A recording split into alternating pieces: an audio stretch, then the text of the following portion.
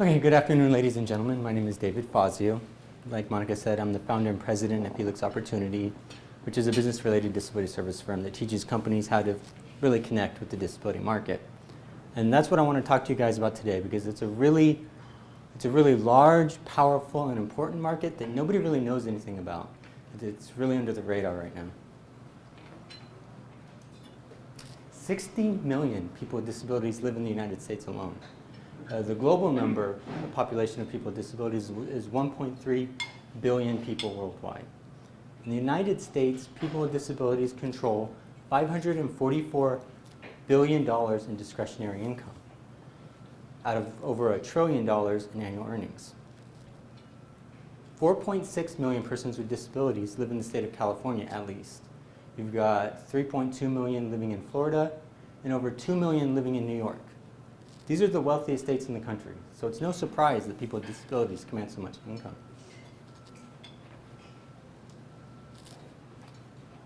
Research indicates that the buying decision or experiences of people with disabilities also influence the buying decisions of their families and friends. That amounts to an additional $4 trillion in the United States alone. People with disabilities are more than just a medical condition, though, so you have to approach them from an experience standpoint as opposed to a reasonable accommodation standpoint.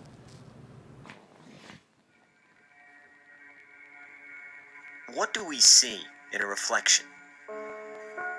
In part, it's interpretation. It depends on who's looking, on what we want to see, and how clearly we see it. Looking at him, who do you see? When the world looks at your son, what do you think it sees?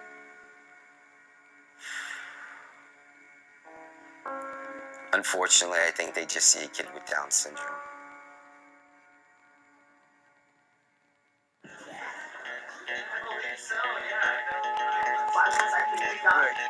Yeah,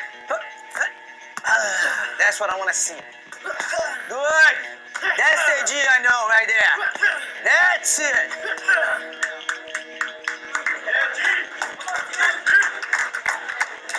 Hear me and Margaret's voices, alright? Okay. Stick the punches. They're gonna pop up. G-Money. 1, 2, 3. G-Money! Now we're in the room. Garrett Holla.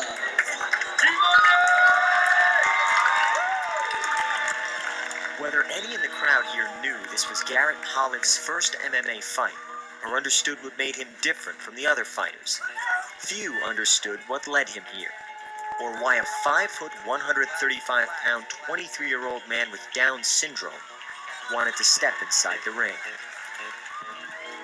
Why do you fight? I fight that makes me happy. Why does it make you happy? It makes me feel good. My goal was to give them every opportunity to develop and grow, just like I do with my other two kids, so it was no different. I want him to have a clear playing field to run, and my job is to make sure nobody gets in his way. And what's today for you, Garrett? Today is school. Growing up, Garrett attended as many mainstream classes as possible, played basketball and baseball. He yearned to be included, but also rejected others who were different. Unfortunately, he was very discriminatory against any other person with special needs. Somewhere along the line, he feels being associated with it, standing just next to another kid with Down syndrome would reflect poorly on him, and he's going to get that label too. Garrett is the only way I can describe it is almost like a disability bigot. He did not want to be called Garrett because Garrett has Down syndrome, and that's exactly what he said to me one day is, I don't want to be called Garrett because Garrett has Down syndrome and he's dead to me.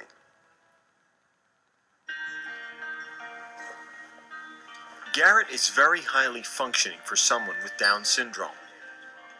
He reads, but at or below a 3rd grade level, and has the cognitive ability of an 8 or 9-year-old. He will likely live with his parents as long as anyone can foresee. Still, he understands his challenges in his own way. Garrett, how do you think you're different? from other people. The stuff I have, like prematurely of fathers, Down syndrome, things exactly more challenging. How does Down syndrome affect you? It does not. I just annoyed it. American Top Team Gym in Weston, Florida is the place Garrett spends most of his time, in training 6 days a week. He first entered the world of MMA back in 2010, after his father gently dared any of his sons to try it with him. Garrett was the only taker. He picked up on things as quickly, if not quicker, than I did. Rolling on the ground, getting out of guard, and doing the technical moves that I was just like, wait a second, I think we have something here. Rodrigo Ramos, known as Baga, became Garrett's trainer from the first day he entered the gym. He'd never encountered a special needs fighter before. My very impression first was, what do I do with this guy? You know, how do I teach him?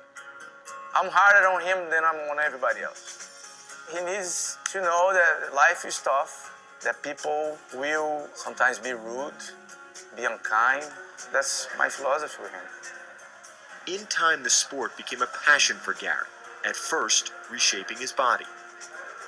When Garrett graduated high school, he's 5 foot tall, and he weighed about 175 pounds. And he dropped 40 pounds, like 32.8. How strong are you? I'm a rock solid muscle guy. Beyond a firmer body, the sport also provided a stronger connection, with help from a former MMA fighter, Stephen Bonner. Bonner just caught Kingsbury. They formed a bond from the first time they met in 2011.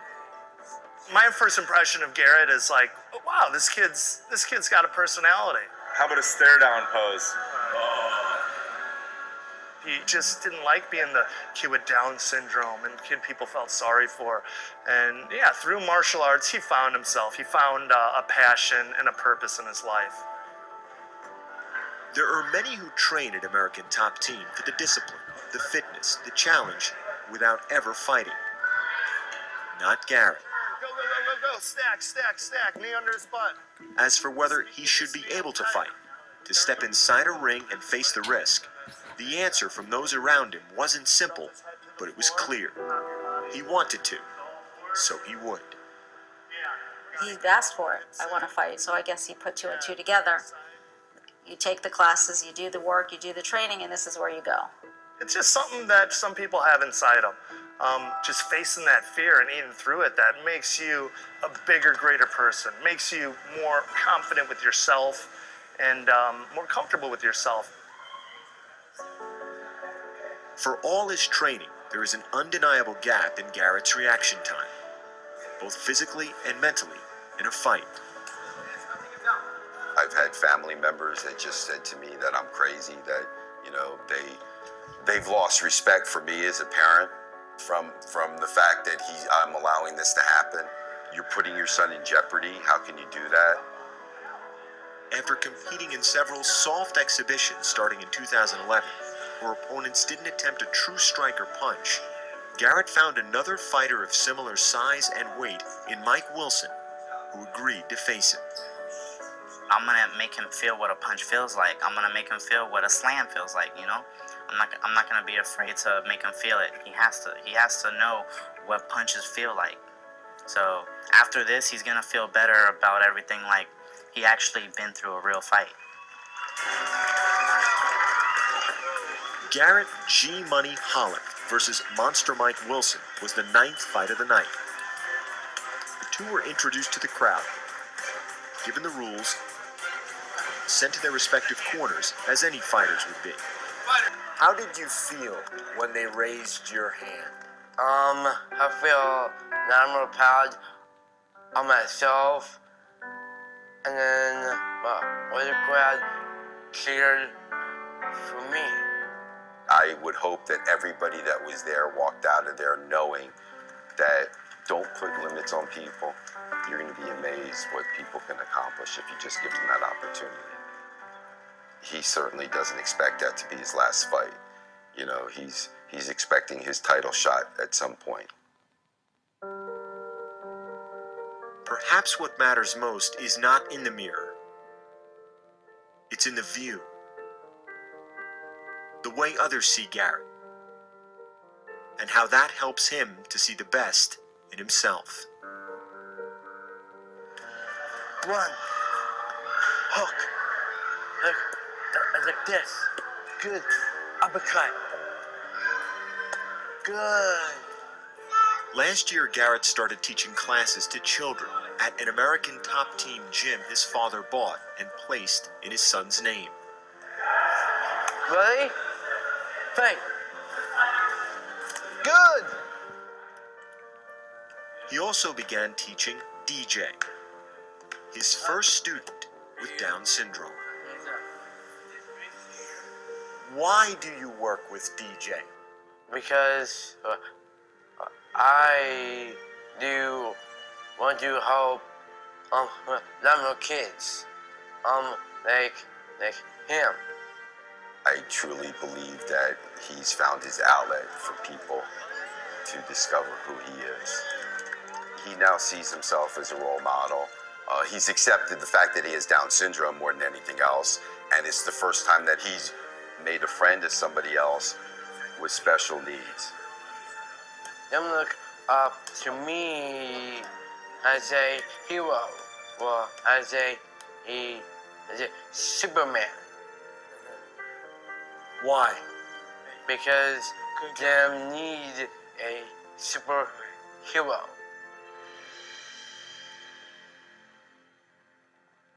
So a lot of you might be thinking why I showed that video of a young adult with Down syndrome fighting, but it really puts the entire identity complexity of people with disabilities into perspective. There you have a 23-year-old man with Down syndrome. He's been aware that he has Down syndrome ever since he was an adolescent. He avoids anyone that points it out to him, doesn't want to have anything to do with it, and he's skillfully employed, and he's a small business owner. So are his family and friends, some of them are professional fighters that have a lot of money, and of course they're in Florida, which is the highest ratio population of people with disabilities in the country. So the more you make him feel like he has Down syndrome, or that he is disabled, or that his family and friends see that you're doing that, the less opportunity you're going to have to provide them services and for them to be your clients and your customers. Nobody wants to have these labels. I mean, I myself have multiple invisible or hidden disabilities. 75% of the entire disability population lives with invisible or hidden disabilities. You can't see them with the naked eye, and we don't go around pointing them out. If we have to, well, we'll avoid any situation where we would have to. And that includes you as an advisor, your company, your product, services, whatever. Now, this next slide is going to be a little difficult for me to do without my notes, so I'm going to have to pull them up here. There's a lot of information. So, let's do this really quick. Okay, G10 legislation has been promoting the full participation in society and the economy around the world for the disability community since 1972. Now, the greatest impact that these laws have had have been in education. So now we have 3 generations of educated individuals around the world that control roughly $2 trillion in global income alone, right? The aging baby boomer population is adding to it continuously every single day. Baby boomers' increasing age and needs in life dovetail with the disability communities. They're very similar. 50% of baby boomers, age 50 and older, or seniors, live with one or more disabilities. So it just makes sense.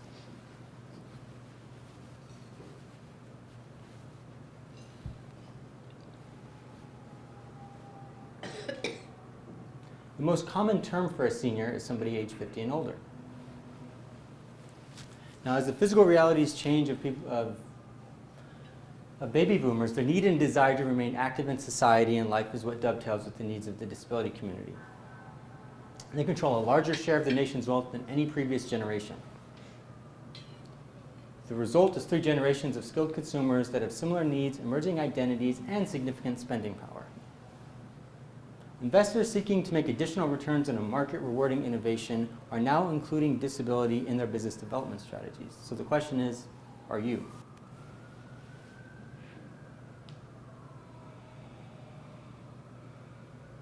The most widely accepted definition of a senior is a person age 50 or older. 45% of the entire US population is an adult age 50 or older, which is about 106 million individuals. And 70 million baby boomers will join the ranks of the seniors in the next 20 years. So this is an important market to pay attention to, which I'm sure you're all aware of. Now, most perceptions of what a senior is, however, are just plain wrong. They're not frail, they don't think of themselves as old, and they feel like they're being dragged into old age, kicking and screaming.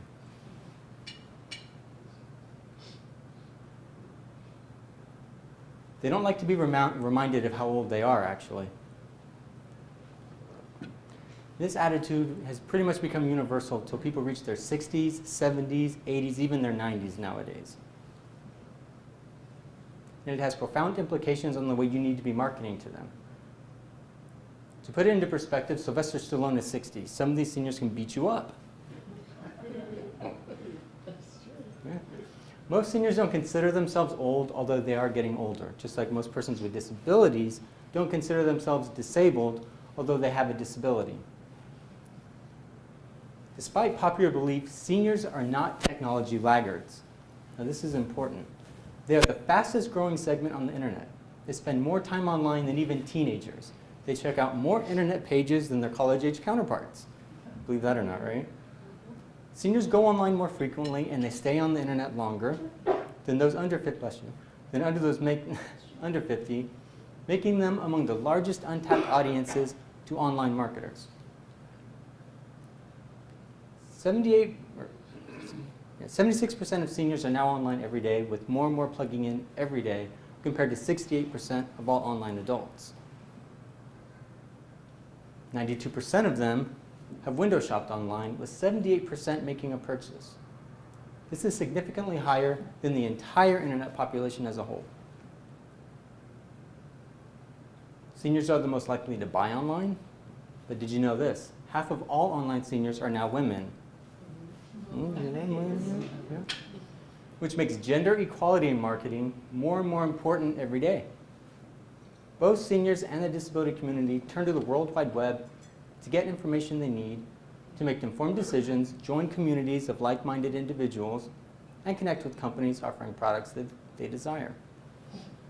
Now, the typical internet profile of a person over the age of 50 is a grandparent who owns a car, has a higher than average education, and a yearly income in excess of $60,000.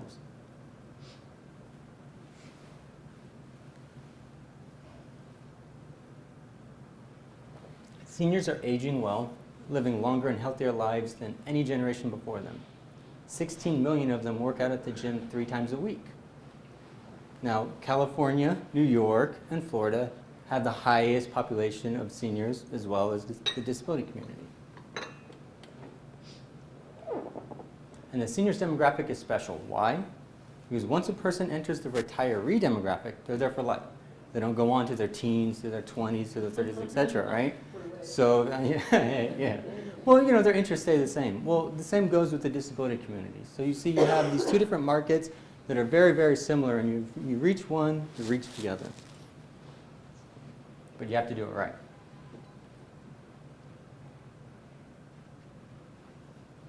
Both consumer groups work at being knowledgeable and savvy consumers, especially about things that are important to them. And in that regard, they usually consider the opinions of relatives, friends, and reliable resources to learn what they need to make informed decisions, which could be about you, your products, your services, whatever. Marketing, building communities, and other ways of influencing personal chains of trust are very effective for both of these markets.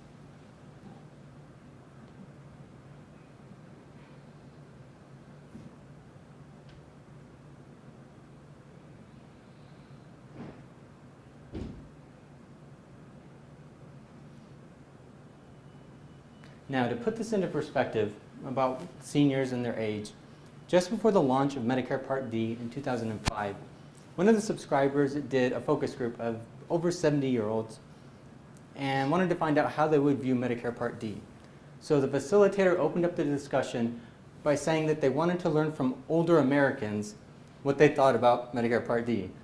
Big mistake. Most of the seniors responded with a mix of resentment and confusion, saying, well, if you want to know what old people think, why don't you ask someone who's old?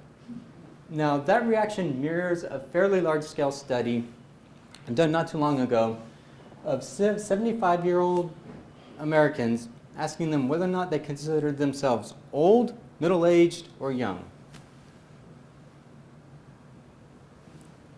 26% responded that they were middle-aged, right, in their 70s. And they're not delusional because, the statistics are North Americans are living much longer lives than they did 30 years ago, right? Or even a century ago, something like that. So the typical age constructs of putting a 65-year-old in the out-to-pasture category are no longer true. Retirees are just as likely to be very active doing other things once they retire if they're not working at all.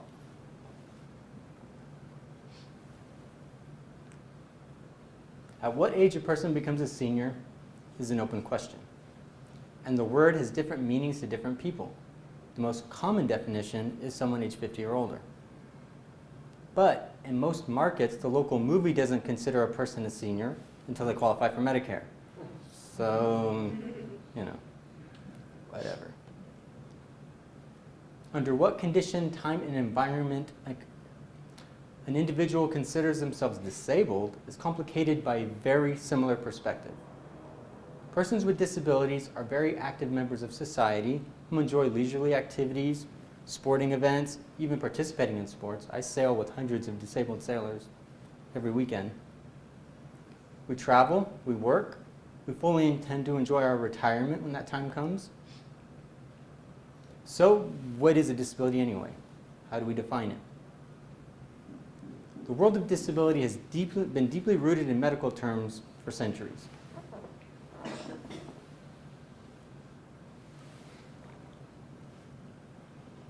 The standard medical definition is a condition that substantially impairs one or more activities of daily living. Typically, that is seen as a physical or intellectual impairment from the norm, as defined by a clinician. There are several commonly recognized disabilities by the general public. Now, this is going to get a little bit technical and complicated, but you should know it if you're going to be serving these markets, right? Mobility impairments, for instance, affect motor skills, which are movements and functions of the muscles. Sorry, I'm not a doctor, but I do know these things, so I'm going to tell you as much as I can about them. They can be categorized into two groups, gross motor skills and fine motor skills. Gross motor skills involve the large muscles of the body that enable such functions as sitting upright, kicking, lifting, standing, throwing a ball, movement of the arms, legs, feet, running, crawling, walking, swimming, reaching, and other activities that involve larger muscle groups or the entire body. A person's gross motor skills depend on both muscle tone and strength.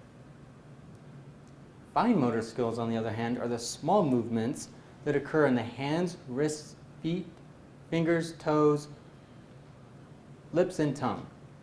They're the smaller actions that occur, such as picking up objects between the finger and the thumb, using a pencil to write, holding a fork and using it to eat, and other small muscle tasks that occur on a daily basis. Both fine and gross motor skills develop together and strongly involve coordination, balance, and strength. Adaptive equipment of one kind or another is common use for individuals with mobility impairments. It can include canes, crutches, walkers, and wheelchairs. Prosthetic devices such as artificial limbs or legs and body braces might also be used. Don't be surprised if you even see a service animal helping them gain independence by opening doors, retrieving things like that.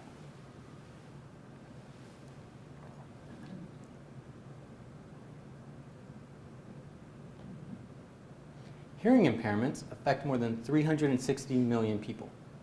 These individuals have relative insensitivity to sound and the speech frequencies. Deafness is defined as a degree of impairment such that a person is unable to understand speech even in the presence of amplification. And profound deafness, even sounds produced by an audiometer may not be heard. In total deafness, no sounds at all, regardless of amplification or method of production, are heard at all.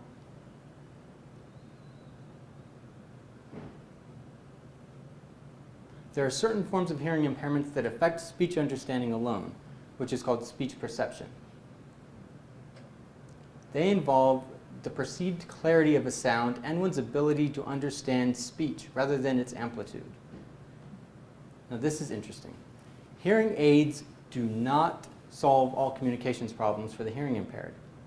Of course, for the deaf, they don't solve any problems, right? You have to have a sign language interpreter, but that is because background noise creates the greatest difficulty for the hearing impaired in listening situations.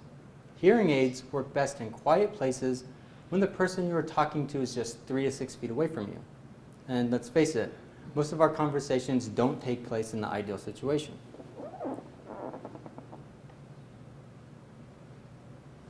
The environment is often noisy and people talk from greater than the optimal distance. When talking in the car or in a restaurant, distance isn't really the major problem, although it certainly plays a part. The real culprit is the background noise. This is because when we lose some of our hearing, we also lose, to a large extent, our ability to pick out the voice we want to hear from the background noise. Unless the voice we want to hear is substantially louder than the background noise.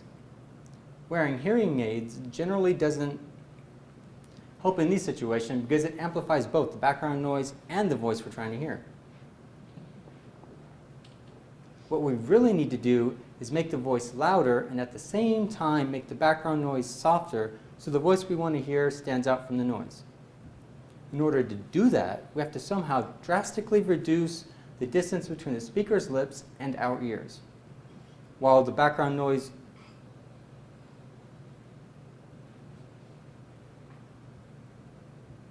when the background noise goes up. So we can't easily do this with hearing aids alone. More than 285 million people are estimated to be visually impaired. 39 million are blind and 246 million have low vision. Back to the seniors. 82% of these visually impaired blind individuals are seniors age 50 and older.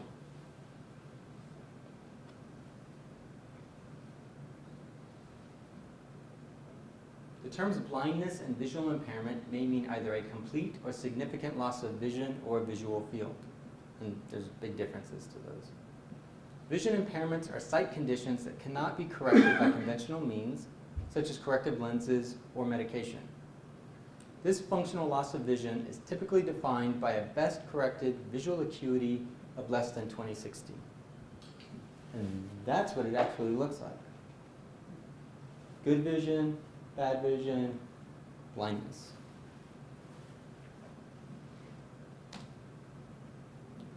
Or it can be a significant central field defect, significant peripheral field defect, including visual field cuts in half of one eye or half of each eye, a generalized contraction or constriction of field, or reduced peak contrast sensitivity with either of those symptoms present.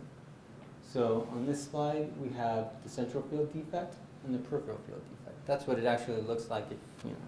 I mean, you don't see the blue, of course, but.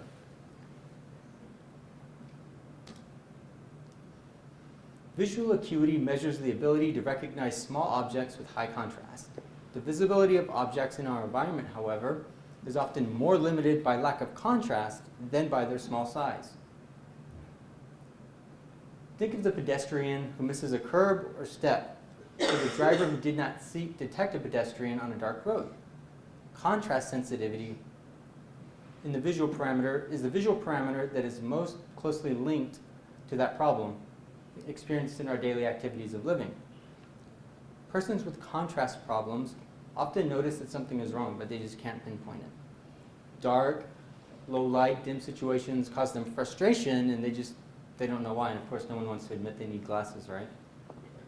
I mean, I know I need glasses, but I lost mine the other day, so I'm squinting all over the place. Not good.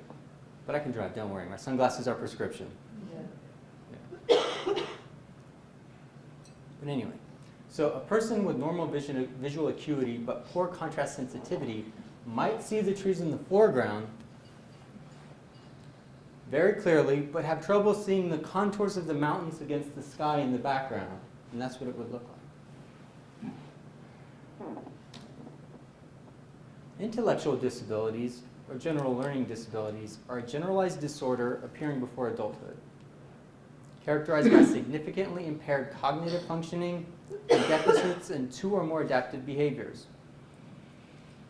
This includes both a component relating to mental functioning and relating to an individual's functional skills in their given environment. As a result, a person with an unusually low IQ may not be considered intellectually disabled. An intellectual disability is also known as mental retardation, although that term is becoming less popular, which everybody really knows.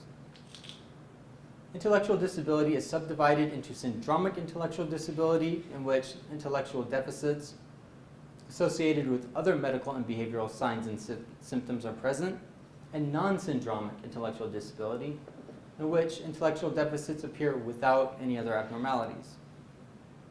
The terms used for this condition are subject to something called the euphemism treadmill. This means that whatever term is chosen to describe it eventually becomes perceived as an insult.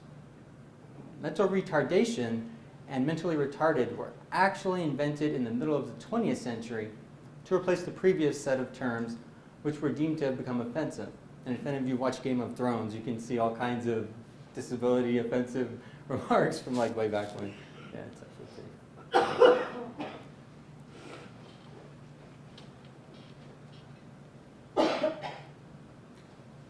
The term intellectual disability is now preferred by most advocates and clinicians and things like that in English-speaking countries. Intellectual disabilities often impair an individual's ability to comprehend what they see and hear, and to infer information from social cues and body language. This may cause difficulty learning new things, making generalizations from one situation to another, and expressing oneself through spoken or written language. Now, I've made a painstakingly conscious effort to choose this slide.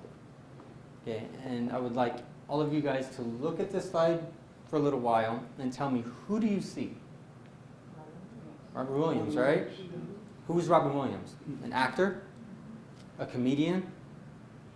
A wealthy man? Someone funny, right? We all think these things, right? Is that all? No, he's a very troubled man.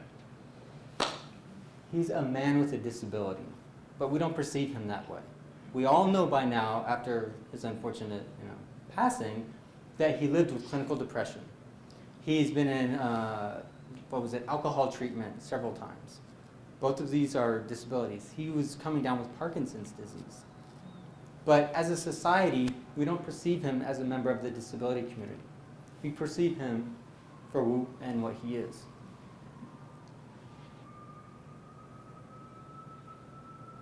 Disability is just as much how an individual sees oneself or how society perceives that individual. Robin Williams had multiple disabilities, but he wanted to be known for his contributions to his life and his career, right? Not the conditions that affected him.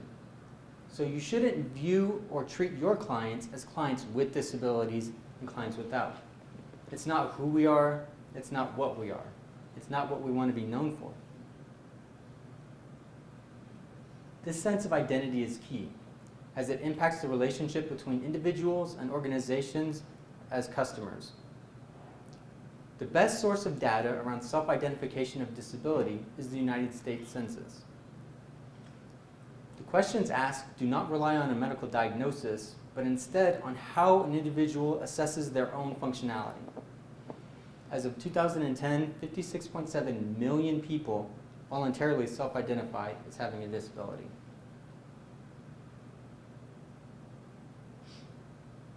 And that's over the age of 5. The The disability market is more than just wheelchair users and seniors with canes or walkers, as you've just heard. However, they're the group that receives the most attention. That's because it's easier for legacy programs to use visuals to deliver a fundraising message. Disability is an umbrella term covering impairments, activity limitations, and participation restrictions. An impairment is a problem in body function or structure. An activity limitation is a difficulty encountered by an individual in executing a task or action, while a participation restriction is a problem experienced by an individual in involvement in life situations. Disability is a complex phenomenon reflecting the interaction between features of a person's body and the features of society in which he or she lives. There are two contrasting theories to provide approaches to analyzing the experiences of consumers with disability. They are the medical model and the social model. The medical model of disability focuses on a person's disability as something for us to overcome, in order for us to function as a member of society. The focus is on actions that correct the disability. The social model, well, for instance, a person that is blind might be required to purchase a screen reader in order to view your company's website so that it could read the text on it. The social model, however, in contrast, considers whether your environment enables or disables that person to function effectively or not, potentially enabling or disabling them in their roles as a consumer.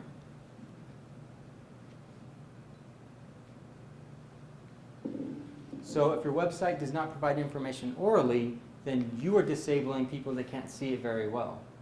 I mean, me, for instance, I'm not blind, but I don't have my glasses with me right now, and if I'm trying to view your website and I need to make a purchase or I need to get some information off my bill, and I can't see it, then I'm going to get frustrated.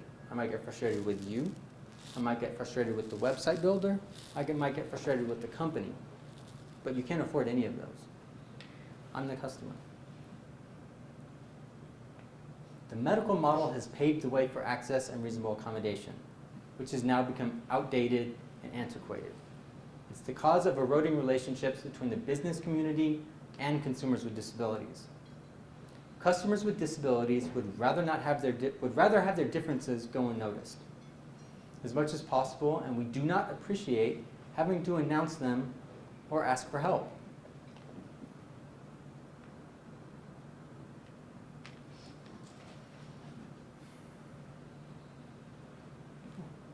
So there's a new business benchmark called the customer experience nowadays.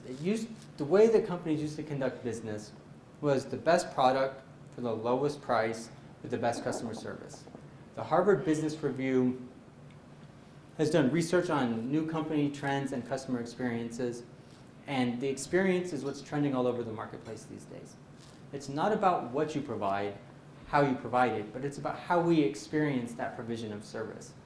Customer loyalty is an irrational response to emotions, to your product, to your service, defying logic of a cheaper product or service that's in closer proximity, because we have a preference for you and your business. So it's all about how you provide us those experiences. And with 1/3 of the population having a disability, and our experiences affecting the buying decisions of our families and friends, that's a whole lot of people with a lot of money. And I apologize, the presentation's kind of shorter than I originally planned it to be, and a little bit kind of all over the place. I had it all scripted and ready to go, technical difficulties, but this is basically the crux of it. My book, Harmony at Work, it's all about what this disability market looks like globally, not just in the United States. Of course, it's got a major focus on the United States, but it's about the history of consumers with disabilities, the Americans with Disabilities Act, and how it's really skewed our thinking for the last 20 years. When the business community typically thinks of a person with disability, and don't feel afraid to nod your head, yeah, this is me, but we typically think of a few things. That's legal compliance, that's the Americans with Disabilities Act, that's an unemployment rate twice the national average, that's Medicare, Social Security, poverty level, things like that. protecting ourselves against ADA lawsuits if you're in San Francisco and you read the Business Times, right? But all these things may be somewhat true, yet there's still a tremendous driving market force out there worth billions of dollars. Only 7% of US companies have acted towards creating material shareholder value to reach this market. What does that mean? It's wide open for all of you. So, but it's all about the customer experience. So can I talk, please? Yes, ma'am. Please interrupt me because I'm just going on Are now. you done? Oh, yeah, I'm done. Yeah, I don't know Oh. what was on the rest of that. Okay. I have no idea. The reason I'm talking is because you've hit so many points that I've sort of lived through. In last year, I guess I need to tell you that I'm involved in a foundation for vision. Last year we had our symposium in Milwaukee. And when you go, and this goes on the concept of dealing with people with a disability. When we went to look at the hotel, we looked at the rooms, we looked at the food, we looked at the sleeping area, we looked at the meeting rooms. But one thing we did not look at, and here you have 200 people with bad vision, we did not look at the stairs going out of the ballroom and up into the ballroom. Question. How many people did they bring with them? So you've got 200, so here's the, oh, I'm sorry. Yeah, no, but that's true. The more people were Right, there. right, But right. all of a sudden, we opened the door from the conference room and we looked down the stairway and there were black marble stairs where you could not see the edge. Contrast sensitivity. No contrast. Mhm. And here I have all these people with bad vision Mhm. coming down those stairs and I'm thinking everyone's dead because they're gonna fall, So had I known, Mhm. or even had I even thought of something like that, we would have been more aware of it and maybe put tape on the stairs or did something. Yeah, I'll give you It's some. just a little thing. Yeah, so I'll tell you a colleague of mine. So I'm involved in these accessibility meetup groups, and it's with LinkedIn, Google, Facebook, Twitter, Yahoo, all these things.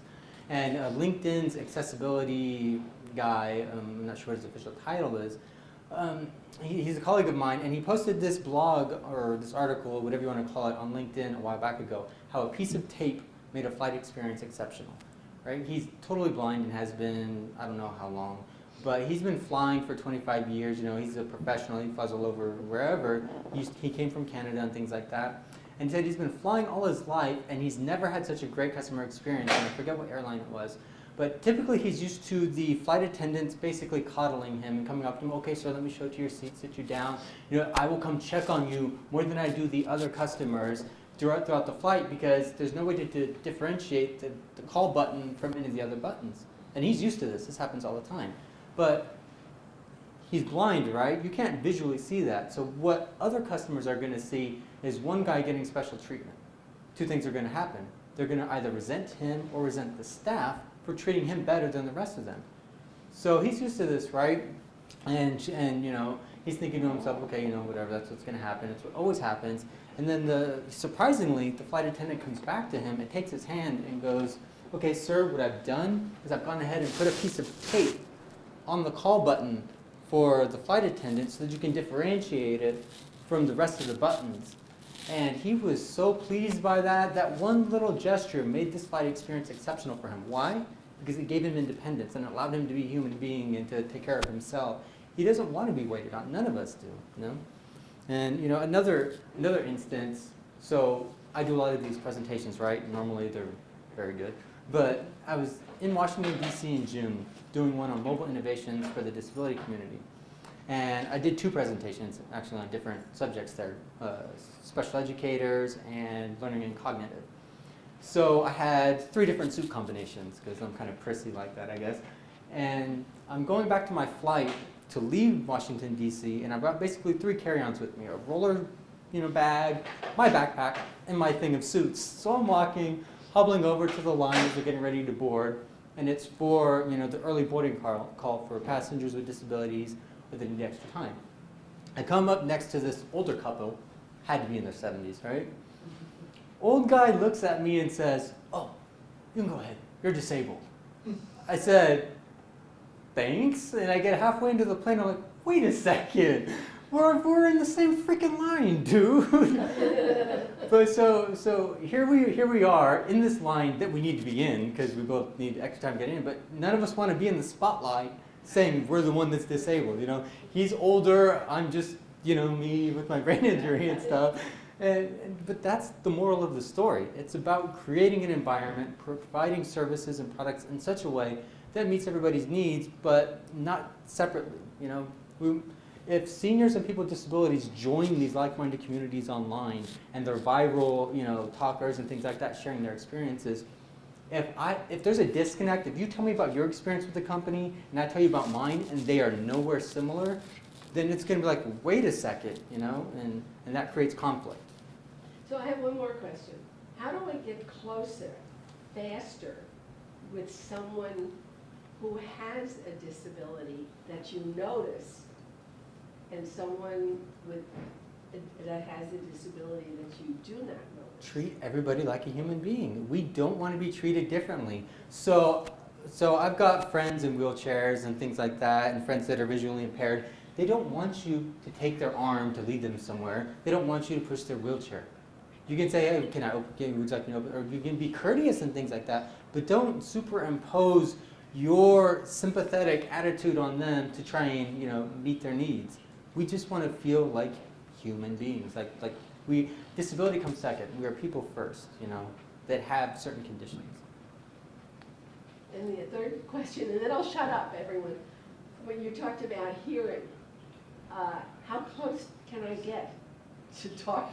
Well, to I mean, raise you don't my want to. voice and have background. Well, you don't want to patronize somebody, but common like etiquette, I guess you could say, or customer courtesy is you always. Whisper in his ear.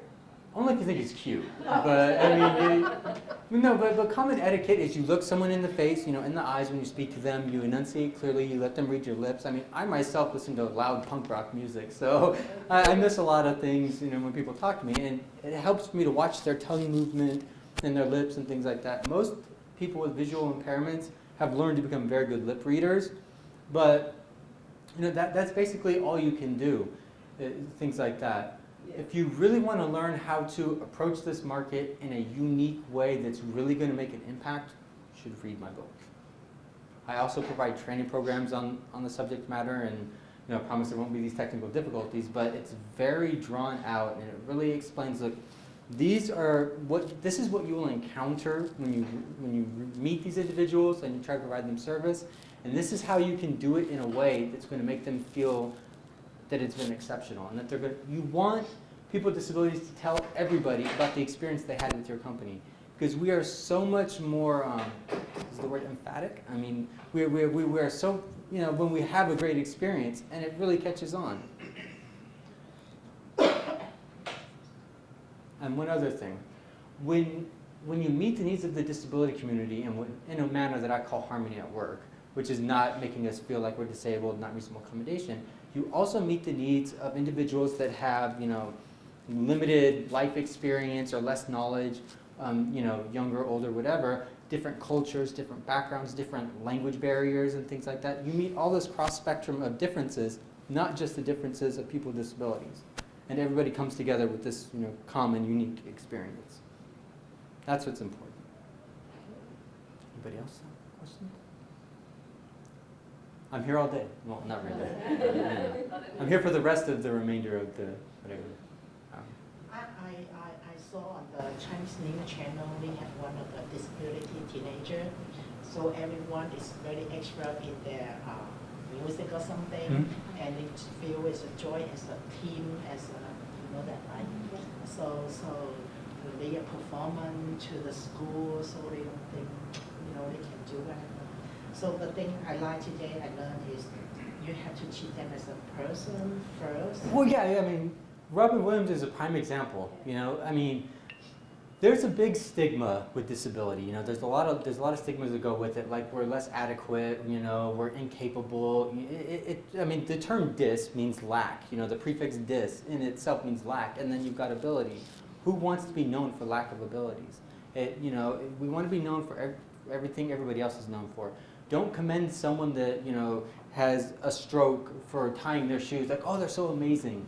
Garrett G. Money Holly does not want to be seen as amazing. His family doesn't want him to be amazing. They just want him to be able to fight. You know what I mean? There's something called, there's a term called the myth of the supercrip. And this is an actual technical term. I think Temple University came up with it, where people with disabilities are overpraised for accomplishing minor things. And what that does is it's detrimental to our standing in society, because it means that you expected less from us, you know? But having a disability is just like anything else. You learn to deal with it, and it just becomes a part of everyday life. You know, when we're not superheroes, we don't need to be treated that way. We just want to live life like everybody else lives life, and that's what makes us happy. I mean, that's very important. Any other questions? Or your book. Yeah, you can download the book and read it, and have me come talk to. Yes, it's on Kindle, and you can have me come talk to your organizations and things like that. I do the private training programs and.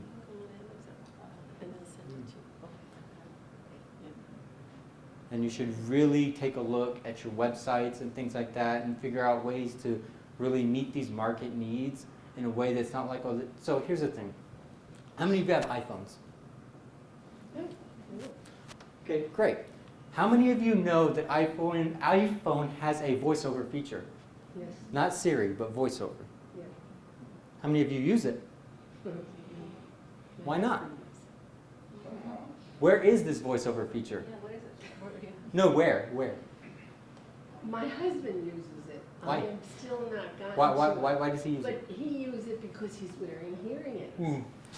Exactly. Well, okay, it's but he does not consider himself disabled. Right. It's only because he can't hear the high pitch, is what he tells me. Well, voiceover is actually it was invented or put in there for people that are visually impaired. What it does is it speaks all the apps and things like that to you. But most of us don't even know it exists. Why? Because it's an accessibility feature, and none of us are disabled. But how many of us can use that feature while we're driving instead of looking? I mean, come on, I know we all text and drive. All right, I get emails, I'm like, oh shoot, who is this? But how many of us could use that and save our lives or make life easier? But we don't, because it's a disability feature, and we're not disabled. Now imagine your websites and your companies and whatever it is you're providing your customers and clients. If it's for a person with a disability, no one else will use it except those that identify as having that disability. If you just make it a part of your services, your company, the way that you disseminate information, everybody will use it. And that's what you want, because it becomes a matter of preference as opposed to a matter of need. So if I use this, it doesn't mean I'm disabled. It just means this is how I prefer to conduct my business. That's the important thing, where you blur that line. I understand completely what you're saying. At the beginning, when I came to this country, people would talk louder to me. And I said, I'm not hearing impaired. I don't have the full command of your language yet. But that's another. I forget the term for it, but there's a term for it where people evoke other impairments on someone that has a disability. Like, oh, well, they have this disability, so they might be stupid also, so let me break things down. The same thing with people that don't speak English as a first language and stuff like that. But that happens commonly. And as a person from a foreign country, is that right? As a person from a foreign country, reading English might actually help you instead of, if you're listening to someone, if you can read it at the same time, right? So you can understand it better. So providing services in these multiple mediums helps you, but it also helps someone who's learning disabled, because they have multiple formats of using it and things like that. And here's one thing that I haven't mentioned that's in my book and it's in my other training programs, which you guys can attend if you want. But neuroscience proves that when we enjoy and are interested in an experience or activity, our brains secrete chemicals such as dopamine that consolidate stronger neural connections. What does that mean? That means customer loyalty. That means remembering. In advertising, you have to say something and show something at least 3 times before someone can ever remember it, right? If you create something that's engaging, that's unique, and that's enjoyable for someone to interact with, they will remember that. They will tell everybody about that, and they will choose you over everybody else. Providing service is a multi-sensory experience. It should be. It should involve as many of the senses as you can. The touch, the smell, the hearing, the seeing, gas, smell. Because yeah, smells are very important because it has a very strong connection to our memory and processing. If you study something in the presence of odor, that information is retained better and has a stronger recall when you smell that odor again. Because you have to remember where you were and what you were doing when you smelled the scent before you can recognize what the scent is. So think about these things. From a practical standpoint, how can we improve our websites so they're more accessible? I mean, are there certain colors we should Wrong term. use? Accessibility is exactly what I'm talking about not doing. Because accessibility is a separate but equal situation. This is for people that are blind, this is for people that are hearing impaired, this is for everybody else. You want to create a website that meets everybody's needs, and it just becomes a matter of preference. You can get your information this way, or you can get your information that way. And I would actually need to look at your website to tell you how to do that. But to be generic, you have to provide information in every single medium you can, visually, orally, through to auditory information and things like that. Well, that's really all you can do on a website. But one important thing is rather than focusing so much on written word, a picture speaks 1,000 words. You know, there's a bunch of slides that I use in my training program where I teach these things. To where if you use a picture that explains everything and that is so strong that anybody, regardless of age, regardless of background, culture, language they speak, can recognize it, then you've met everybody's needs, and you don't have to provide it in Spanish, you don't have to provide it in Japanese and English, and you don't have to dumb it down. It speaks everything to everybody, and it's more cost effective for your company. There's a Vietnamese restaurant in Newark, near my house, that has a sign on the door, okay?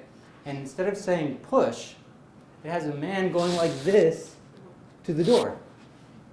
So simple, you know, but it tells you what to do, right? So if you're 5 years old and you can't read, you can kind of, oh, okay, that's what I do, right? Right? Yeah. If you don't speak English, if you can't read English, you know what to do, right? A picture speaks 1,000 words in 1,000 languages. So, you know, there's a lot of different things that you can do to your website to make it more user-friendly for everybody. And this also goes into people with manual dexterity impairments. Using a mouse and stuff like that can be difficult for a lot of people. If we go back to Robin Williams, if he's coming down with Parkinson's, that means he's shaking a lot. I have a stroke, so I shake sometimes, especially on my left side. So if I'm trying to use a mouse to pinpoint something, that's going to cause me difficulty.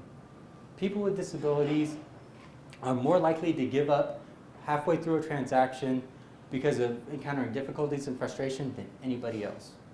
And we do a lot of online navigation. We do a lot of shopping online. We do a lot of researching online. So that's something you should really, really consider.